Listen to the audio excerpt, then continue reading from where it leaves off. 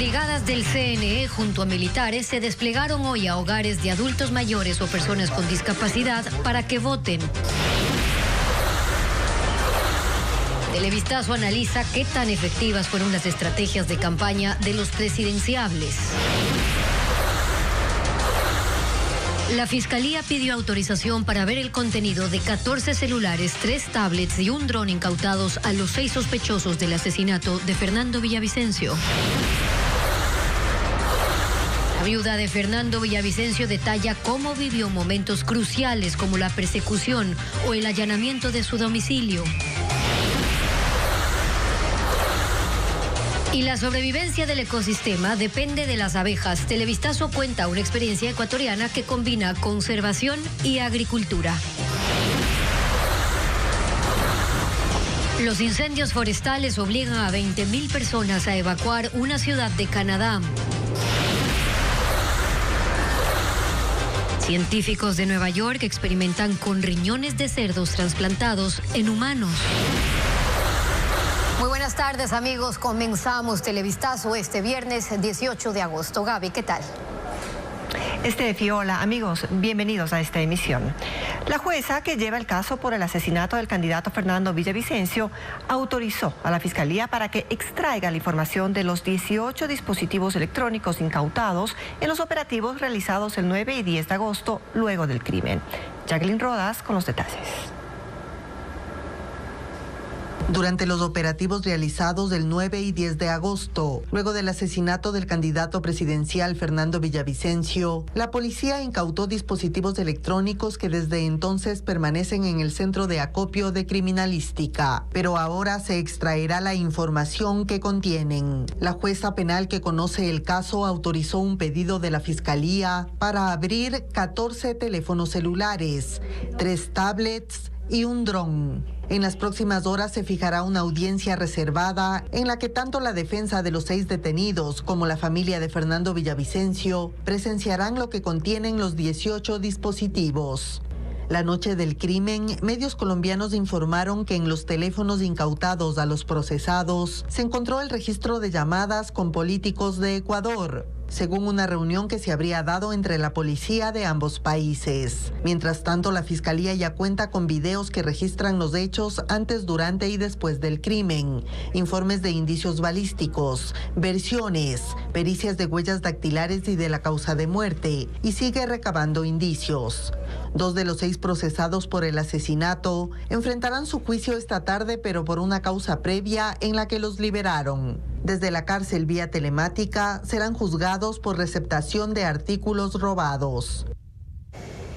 Verónica Zarauz, viuda del político Fernando Villavicencio, contó cómo vivió la persecución o el allanamiento de su domicilio cuando él ejercía sus labores profesionales. Carla Delgado con el testimonio.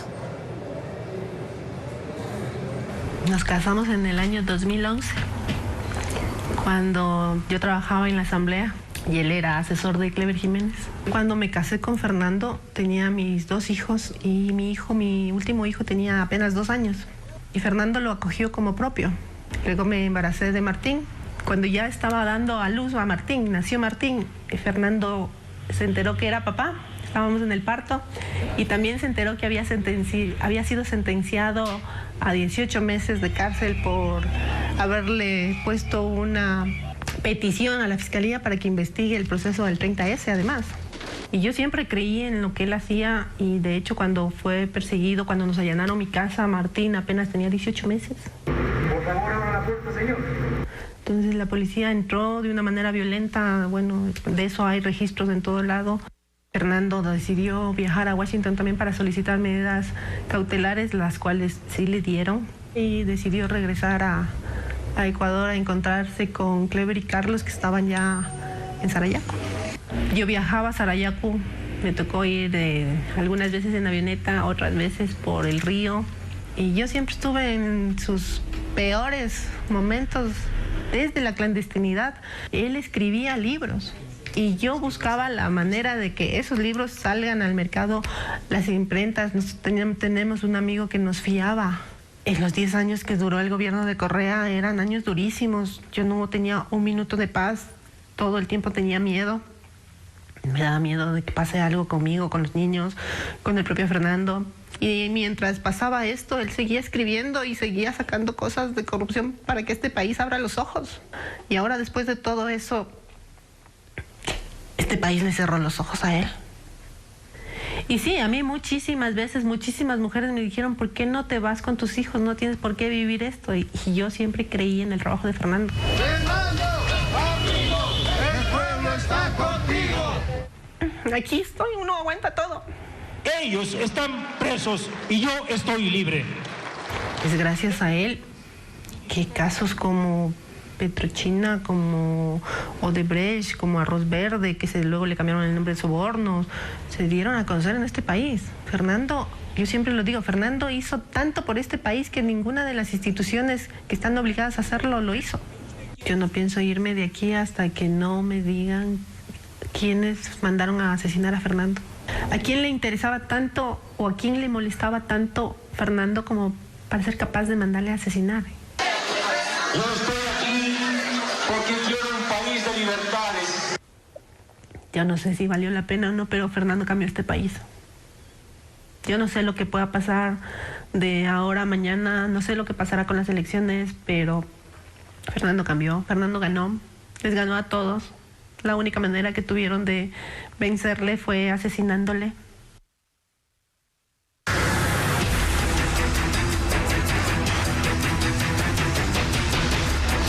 Elecciones 2023.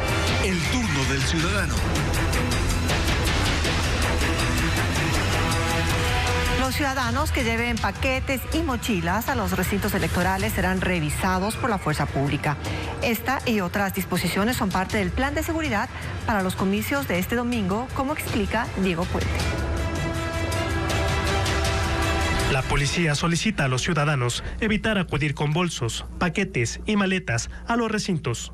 La medida se toma para tener mayor control y descartar atentados. Uniformados harán revisiones aleatorias a quienes lleven consigo estos accesorios. Otra medida es prohibir vendedores ambulantes en los exteriores de los recintos, sobre todo en las puertas de acceso para evitar aglomeraciones. El control estará a cargo de los municipios. Más de 100.000 policías, militares y otros funcionarios de seguridad custodiarán todo el proceso para garantizar el voto y evitar actos violentos. La policía contará con 53.707 agentes que estarán a cargo de la vigilancia en los exteriores de los recintos. Las Fuerzas Armadas han desplegado 42.000 efectivos para la custodia interna. Además, se destinaron 800 policías para la seguridad de 260 candidatos y funcionarios que han solicitado este servicio por amenazas o por su grado de riesgo. Existen 3 puestos de mando que monitorearán durante toda la jornada lo que suceda en materia de seguridad. El domingo se entregarán a los votantes 4 papeletas. En el caso de Quito serán 5. Pero ¿qué es lo que se elegirá? Patricio Díaz informa. La primera papeleta que recibirá es la presidencial de color café claro, con los 8 candidatos y 8 vicepresidenciables. De ellos, debe escoger una lista. La papeleta morada es de asambleístas nacionales. Se deben elegir 15 legisladores. El voto es en plancha, es decir, se debe escoger una sola lista, lo que implica el respaldo a todos los candidatos de esa organización política. La siguiente papeleta es de asambleístas provinciales, de color celeste. La cantidad de candidatos varía dependiendo de la población de cada provincia. El voto será igualmente en plancha por toda la lista. La cuarta papeleta es de color verde. Se deberá responder ahí a la consulta popular sobre el Yasuní en todo el país. La pregunta es: ¿está usted de acuerdo con que el gobierno ecuatoriano mantenga el crudo del ITT, conocido como Bloque 43, indefinidamente bajo el subsuelo? Están las 2 opciones, si está de acuerdo o no. Y en Quito se recibirá una quinta papeleta, con tonos morados y rosados, en la que se consulta si está de acuerdo con que se prohíba la explotación minera metálica en el Chocó andino. Son 4 preguntas al respecto que se diferencian en el tipo de explotación. En cada una deberá marcar entre la opción de si está de acuerdo con la prohibición o no. El Consejo Electoral en los simulacros ha medido que al votante le tomará en promedio 3 minutos responder las 5 papeletas. Estados Unidos, Japón y Corea del Sur celebran una cumbre estratégica en la presidencia o en la residencia presidencial de Camp David, esto es en Maryland. Joe Biden se reúne con el primer ministro japonés Fumio Kishida y el presidente surcoreano Yoon Suk Yeol en un encuentro destinado a consolidar una alianza de disuasión ante la influencia de China y Corea del Norte en la región asiática. Camp David es desde 1942 una residencia de descanso que históricamente ha servido también para acontecimientos y discusiones de orden militar, así como conferencias y negociaciones internacionales. Y hoy es el escenario en el que se consolida una alianza trilateral entre Estados Unidos, Japón y Corea del Sur. Es el primer encuentro de este tipo que Joe Biden celebra en ese lugar y además la primera cumbre oficial entre estos 3 países. No hay mejor manera de marcar un nuevo capítulo en nuestra relación. Fortalecemos nuestras democracias. Mientras seamos más fuertes, el mundo será más seguro, decía el presidente Biden. El presidente surcoreano Yoon habló de proteger las libertades que hay en las 3 naciones ante cualquier amenaza, llevar la cooperación a nuevos niveles. Mientras que el primer ministro japonés dijo que están escribiendo una nueva historia, más allá de quienes gobiernen esos países en el futuro. Pero se ha dicho que no se trata de una alianza militar o un compromiso de defensa armada colectiva, como China y Corea del Norte han calificado a este encuentro, al que ven como el nacimiento de una organización similar a la OTAN, pero en Asia. El secretario de Estado de Estados Unidos, Anthony Blinken, ha dicho además que la cumbre de Camp David llega en un momento en el que la región y el mundo son probados por la competencia geopolítica, la crisis climática, la invasión de Rusia contra Ucrania y las provocaciones nucleares. Y declaran estado de emergencia en una ciudad de la provincia de Columbia Británica, en Canadá, por incendios forestales fuera de control. Hay casas quemadas y 20,000 personas son evacuadas en las zonas de riesgo.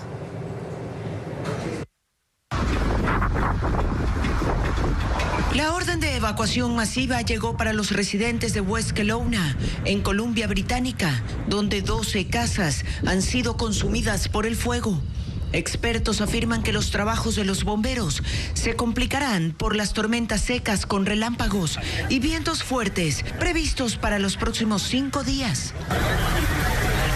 Otros 20,000 residentes, esta vez en Yellowknife, en el norte, han empezado a dejar el pueblo. Conducen en medio de muros de fuego que se formaron a los lados de la carretera. Otros dejan el sitio por vía aérea. 10 aviones despegaron ayer con 1,500 pasajeros y se espera que hoy salgan otros 22 vuelos con 1,800 personas más. Este es el más reciente capítulo de una terrible temporada de incendios en Canadá, donde aún hay 1,046 fuegos activos. Más de la mitad sigue fuera de control.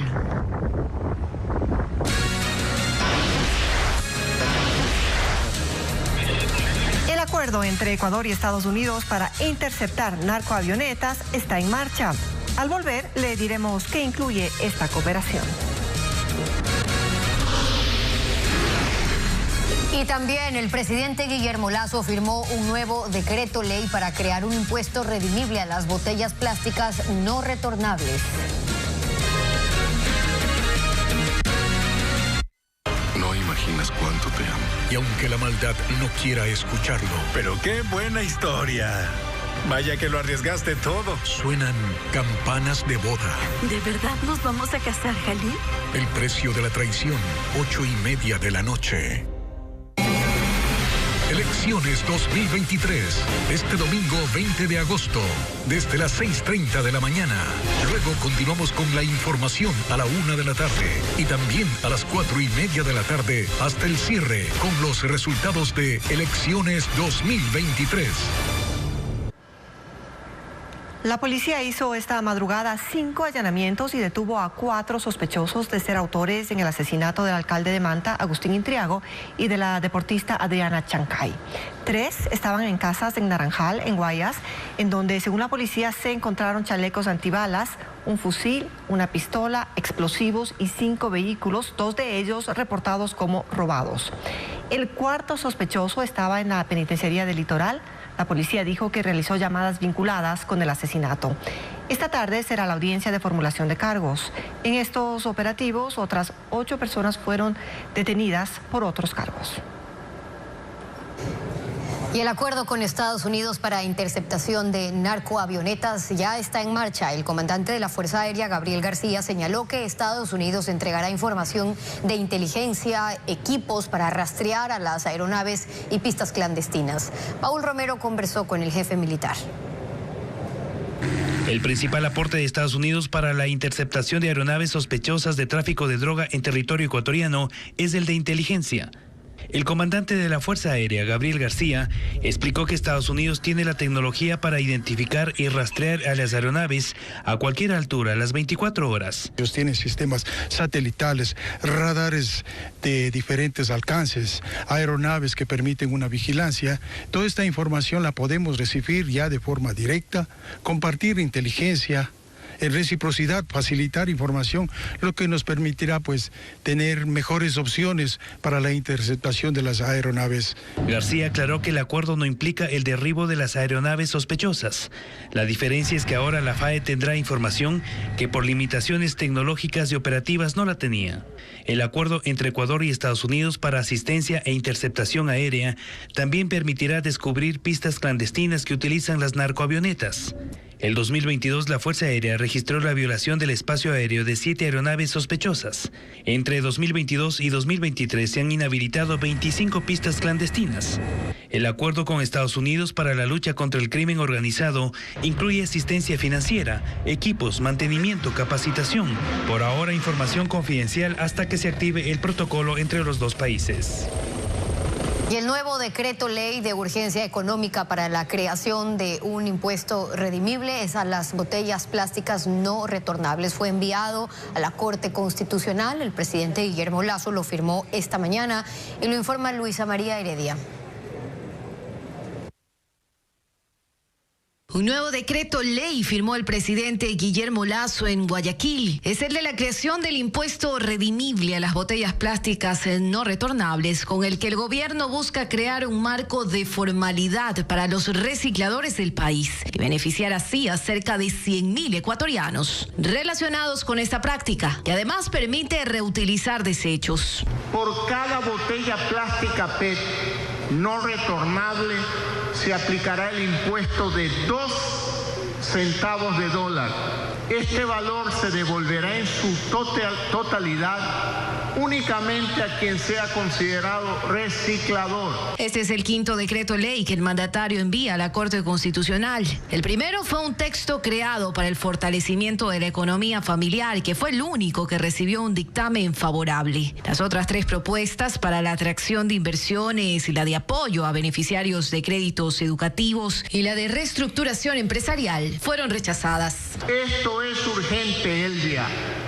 Nuestro norte siempre ha sido y será impulsar el desarrollo nacional, generar más empleo y mejorar los sistemas de bienestar familiar. El acto de firma del nuevo decreto ley, que duró menos de 15 minutos, se llevó a cabo en la gobernación del Guayas, en medio de estrictos protocolos de seguridad.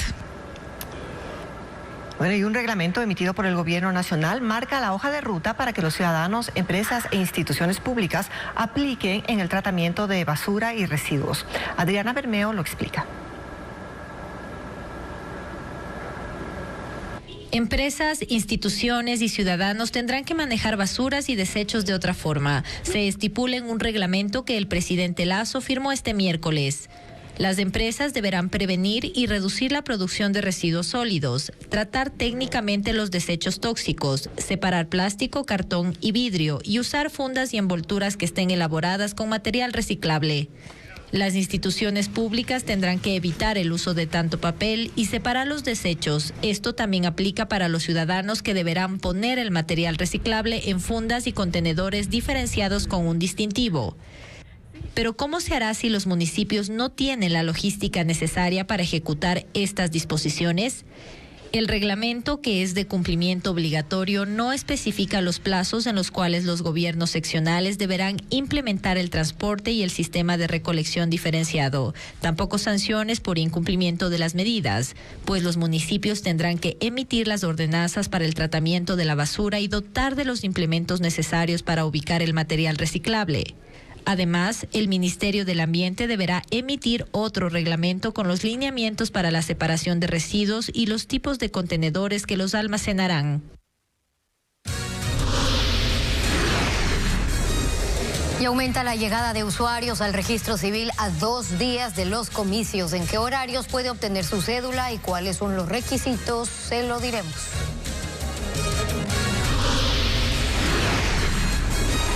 Además, un humano con un riñón de cerdo. El trasplante fue un éxito en Estados Unidos. Los detalles luego del corte.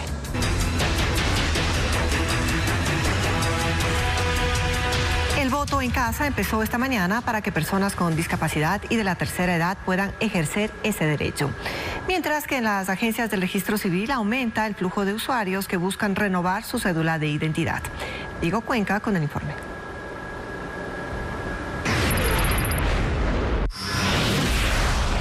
En Guayaquil, Esther Serrano, de 86 años, es una de las 587 personas que hoy ejercieron su voto desde casa a escala nacional. He decidido porque soy ecuatoriana. Deseo que mi país salga adelante, a pesar de lo que estamos pasando. Quiero todo lo mejor. Son 166 juntas receptoras del voto móvil. Cada una está integrada por 3 personas, acompañadas por policías, ciudadanos de la tercera edad o quienes padecen de alguna discapacidad, igual o superior al 75%. Son los beneficiados por esta modalidad de sufragio. A 2 días de empezar el sufragio general, las 190 agencias del registro civil a escala nacional reportan mayor asistencia de usuarios por el trámite de renovación de cédula de identidad. A pesar de que pueden votar con el documento caducado, la tarifa es de $16 por renovación. La atención en las agencias para este sábado será desde las 8 de la mañana hasta las 2 de la tarde y el domingo estarán abiertas hasta el mediodía. Solo las embarazadas, ciudadanos de la tercera edad o quienes tengan alguna discapacidad pueden acudir a los módulos sin necesidad de cita. Los ciudadanos deberán acudir a las urnas y habrá sanciones para quienes no ejerzan el derecho al voto. En caso de no sufragar, según establece el Código de la Democracia, deberán pagar una multa de $45. Eso es equivalente al 10% del salario básico unificado. Para los miembros de las juntas receptoras del voto hay otras penalidades, es decir, quienes no acudan van a tener que pagar $67.50, es decir, el 15% del salario básico. Mientras que quienes acudan y después de un tiempo abandonen sus funciones tendrán una multa de 10 a 20 salarios básicos. Eso quiere decir desde $4.500 hasta $9.000. Tenga en cuenta estos datos para evitar ser multado este domingo. Lluvias torrenciales provocaron inundaciones en la provincia de Buenos Aires, en Argentina. Las zonas más afectadas son La Plata, la ciudad de Buenos Aires y sus alrededores. Más de 1.000 familias quedaron damnificadas y permanecen en albergues. Además de las precipitaciones, hubo un aumento considerable del nivel del río La Plata, complicando el sistema de drenaje.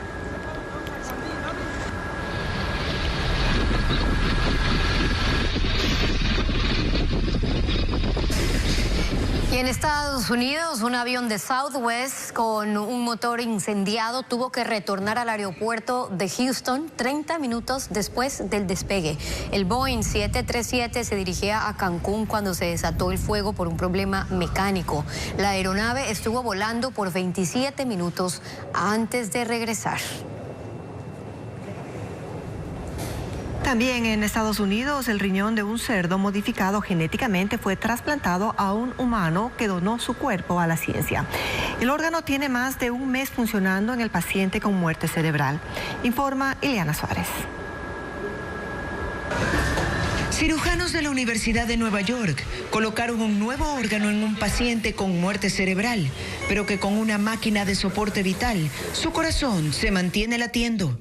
Se trata de un riñón de cerdo modificado genéticamente y trasplantado a un cuerpo donado para estudios. 32 días después del proceso, el riñón funciona bien. El genoma humano comparte un 90% de similitudes con el de los cerdos. Por eso se ha escogido a este animal para las pruebas. Mientras que el timo del cerdo, una glándula pequeña que ayuda al sistema inmune a luchar contra enfermedades, también fue trasplantado para evitar que el riñón sea rechazado por el organismo del ser humano. Este es el periodo más largo que un riñón de cerdo genéticamente modificado ha funcionado en una persona. Sin embargo, aún requieren más tiempo y estudios para determinar si estos procedimientos funcionarán en personas con enfermedades renales avanzadas. El próximo paso será realizar ensayos con pacientes vivos. 11 asesinados en menos de 24 horas en Los Ríos. Los crímenes se registraron en 5 cantones. En uno de los casos, sicarios acribillaron a 4 hombres que iban en una camioneta. Uno de ellos ya había sido amenazado. En Ventanas, la noche de este jueves, 4 hombres de entre 25 a 38 años que iban a bordo de una camioneta por una calle del centro fueron interceptados por sicarios en un vehículo, quienes les dispararon con un fusil.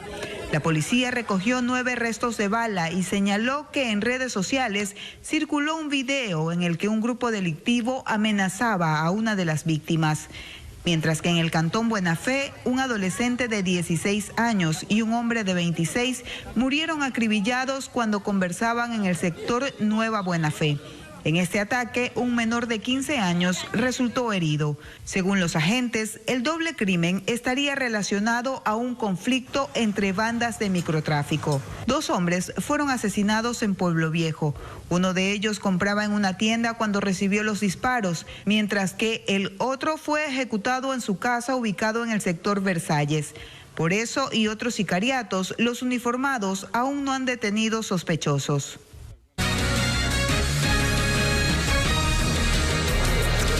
Durante la campaña electoral, los binomios presidenciales centraron sus propuestas en la inseguridad como problema principal. A esta hora, Ecuador debe empezar a analizar este periodo de ofertas y propuestas para tomar una decisión. En el siguiente análisis de Hernán Higuera, vamos a ver cómo le fue a cada candidato.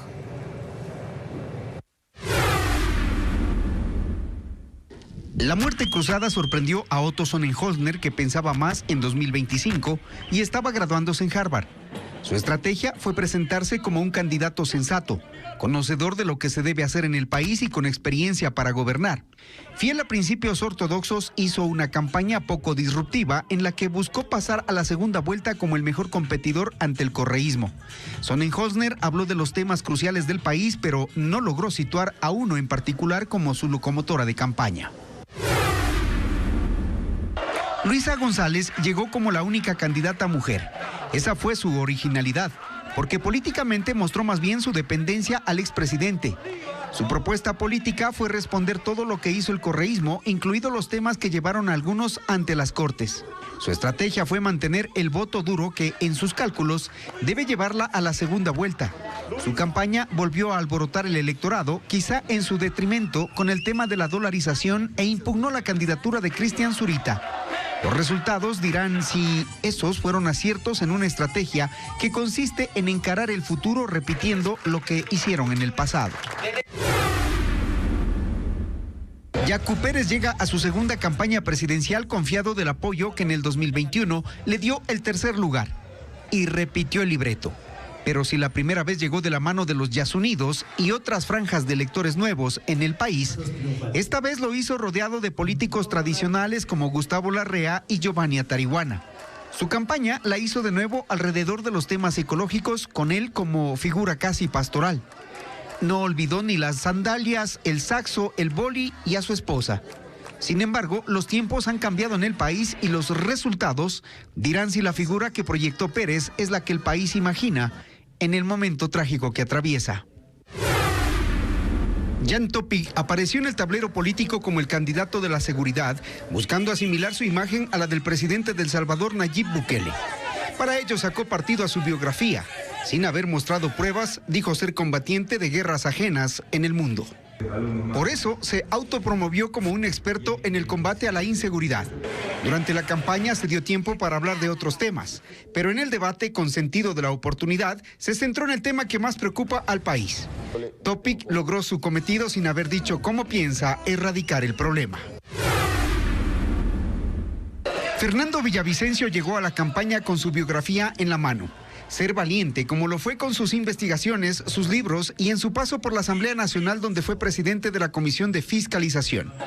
Políticamente, él se situó en la ruptura que creó el correísmo entre ellos y el resto. No eludió la confrontación y sin mayor estrategia en el arte de la guerra, abrió su señalamiento sobre la corrupción y las mafias de todo tipo que hay en el país. Cristian Zurita llega en el papel de heredero de los votos de su amigo. El domingo se sabrá si el voto emocional tuvo cabida en esta campaña, tal y como ocurrió en Colombia, con César Gaviria tras la muerte de Luis Carlos Galán en 1989. Bolívar Armijos dio la impresión de un candidato que se inscribió sin saber que debía hacer campaña. Mostró una agenda corta de propuestas y limitada a los recintos rurales donde ha hecho su carrera política. Su estrategia se centró en decir que Ecuador es un país de productores campesinos y nunca supo qué decir al elector urbano.